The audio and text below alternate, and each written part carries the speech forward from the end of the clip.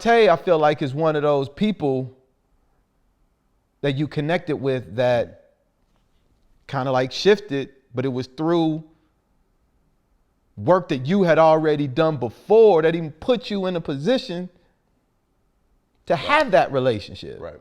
Okay. Yeah. Phonte said he hated motherfuckers doing Little Brother remixes. Mm-hmm. Most of the ones that he heard sucked. And he said he didn't, let me rephrase it because I'm it's not that he hated the remixes, he hated the bad ones. He hears yours that was actually good. Mm-hmm.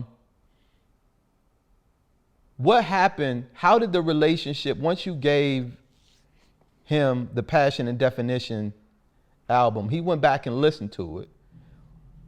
What happened after that? How did you guys connect to actually start doing music? That was in like September of 05, if I'm remembering right. It was after Little Brother show in Ann Arbor at the Blind Pig. So I met a lot of cats that night. I met D-Brock, met Darren Brockington that night because he was Cold-blooded. I may have met Pooh, I can't remember. But you know, I was basically there to meet Phonte because through the good message boards back then, the Lawn Justice League message board, I heard that he had heard the remix. I had no clue. I had put the remix out. I had actually done two. I'd done Whatever You Say and I did The Way You Do It. And I put it on Redefinition. The only reason why I was doing remixes was because I started hearing a lot with Passion and Definition, like, you know, Passion and Definition is dope. But like, I love to hear, you know, what you do with people singing and blah, blah, blah. So House Shoes, again, like he would pass me 12 inches with acapellas on them. Like, yo, take this one, take this one, take this one. So I just had a bunch of 12 inches and I'm just picking through and, you know, doing remixes so I can show what I could do with actual vocals. And so, yeah, he heard the joint.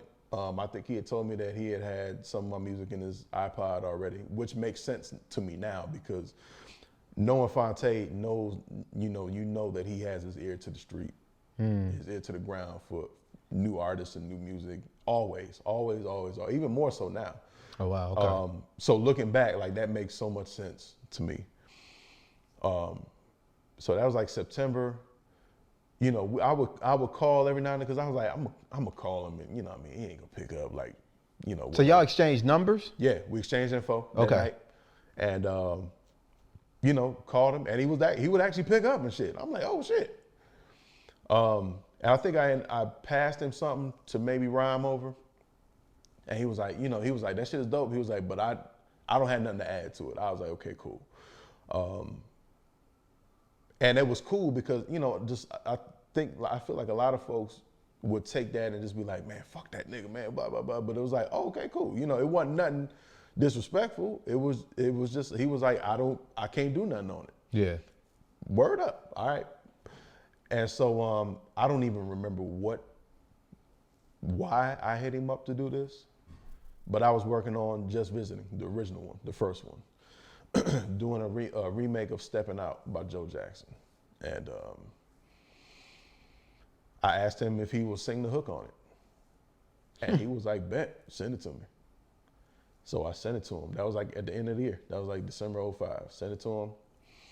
Maybe about a week later, if that, he sent me the hooks. I was like, get the fuck out of here. Wow. You know what I mean? Like rapping ass Phonte is singing these hooks on Steppin' Out. I'm like, yo, this shit is crazy. Don't nobody got this. Mm-hmm. And so we put it out, you know, Steppin' Out featuring Percy Miracles at the time. What's it called? Percy Miracles. His you know what I mean, the alter ego joint. Yeah. And it was cool. It was like he wrote like a little endorsement, you know, for me to put on the album sticker. And that was when folks was doing that back in the day. Yeah. Yep. That shit's cold. Yep, and then I pressed up 1,000 of them joints on vinyl, and a distributor in Japan bought half of them. So whatever I paid for was already paid. Nice. So the rest of it was profit. I was like, shit, this works. And as soon as I put that out, was when I moved to Maryland. When did y'all get into the studio together the first time? Oh man.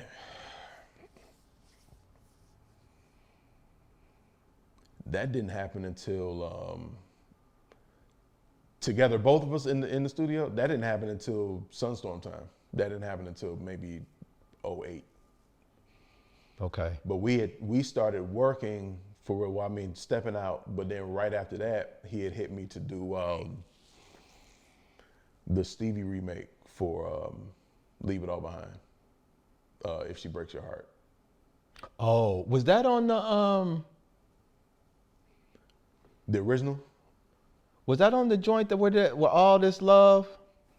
Mm-hmm. That's on. Is it on that? Okay, cause that shit. Anyway. Yep, the Leave It All Behind album. So he hit me to do that, and I remember when he hit me, I was like, yo, I got an idea for that shit already, and I ended up working it out and sent it back to him. Matter of fact, did we work on? Hold on, I may be talking out of order. We may have done Africa before that. That was hard. We may have done Africa right before that. Because at that point, like for him to reach out, because I'm sitting there like, for him to reach out to me for foreign exchange, we had to, improve it a little bit more. Yeah, I think at that point we'd already worked on the remake for Africa. And like we had just put that out, free download, whatever. I think on like the OK Player boards, and you know, folks was like tripping. Yeah, yeah. And we was like, oh shit, because we had taken Africa and then we did like a second part where we just did our own little song at the end. And that was the theme of what became the 80s joint. Like we would do remakes, but then we would break off and then do our own shit and make it really our own. So like after that, we was like, man, these niggas is really buzzing right now. Like that's kind of crazy. So we was like, man, we gotta go left, man. We gotta do like the whitest shit ever. And so we was like, let's do Take On Me. Whereas like, you know, that shit is like, you do the Carlton of that shit, man. Yeah. But like the thing, you know, as you know, growing up when we did, you know, we didn't have hip hop 24/7. Nah. We listened to everything. Simply Red. Yeah. So all like, that Bangles. Right. So everybody our age will hear and be able to sing with it, dance to it, sing it. Everybody remembers the video, which was groundbreaking at the time. And so we was like, we did that, and that shit got crazy reception. So we was like, yo, we got 3 joints now. We got Africa, we got Stepping Out, and we got Take On Me. We might as well do an album. And so we started on the 80s album.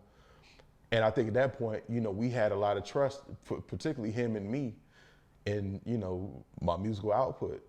And so he was like, you know, we gonna do If She Breaks Your Heart, which was off of the Jungle Fever soundtrack. And I turned it around, I think that day.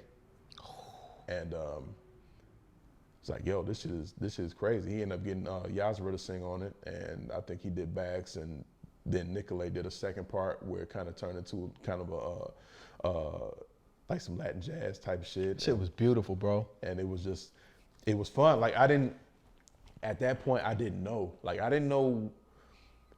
hadn't heard anything from Leave It All Behind. Hadn't heard a single note. But it's interesting to hear Leave It All Behind and then hear that song in context and then the way that it fits. I'm just like, yo, like niggas was really locked at that point. And I think that we definitely saw something in each other the way it was like not only a brotherhood, but like a trust. Same with Tall Black. It's the same thing. Yeah. You know, we see like it's very much a trust to where I can, you know, when you get somebody that you're working with regularly and you can just hand it off and you can go do 30 other things over here while they handling that and you have no worries about it, like you in a wonderful place.